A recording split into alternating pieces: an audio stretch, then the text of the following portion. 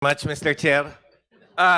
As we all know from the presentation of Secretary Garin, ang problema natin is not actually how to source the supply.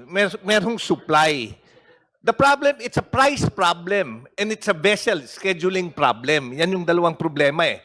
There is always a supply, pero at what cost? Yun yung problema.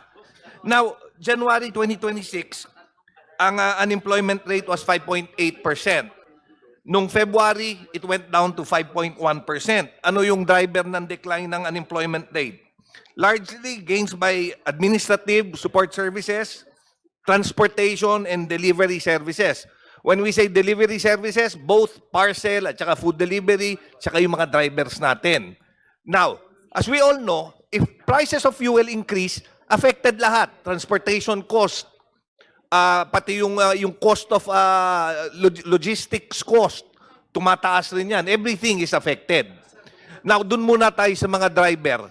Balik tayo, ano yung concrete step na ginagawa natin to help the drivers muna? And I'm not just talking about the PUV, PUJ drivers, the bus drivers, hindi lang yon.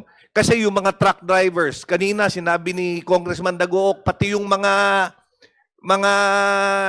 ferry, mga bangka, affected lahat niyan eh. Ano ba yung ginawa natin aside from yung ayuda na 6,500 pesos? Which, mind you, 6,500 pesos is, sa ngayon, with the prices of diesel now, halos isang full tank lang yon if you need 40 liters a day. So aside from that, who will answer?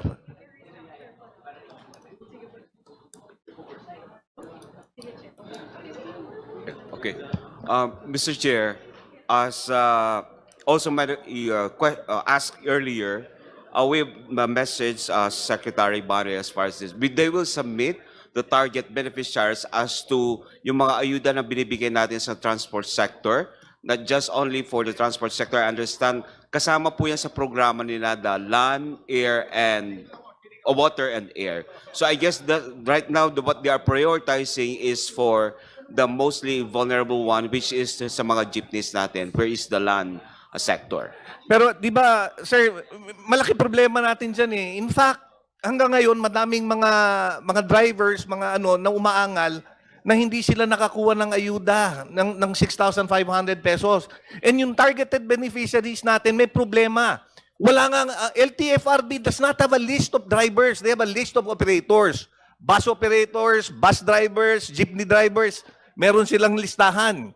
Pero wala silang listahan ng driver. Ang kailangan mabigyan ng benepisyo, yung driver, hindi yung operator. So that's one problem. Kaya hindi matapos-tapos yung pagbibigay.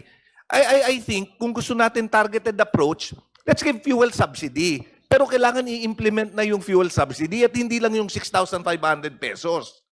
It has to affect yung pump prices, which now brings me, ito, buti na lang, andito si Secretary Go. You know, inapura kami sa Congress to approve the emergency powers for the President with regards to yung fuel so that they could decide both on excise and VAT.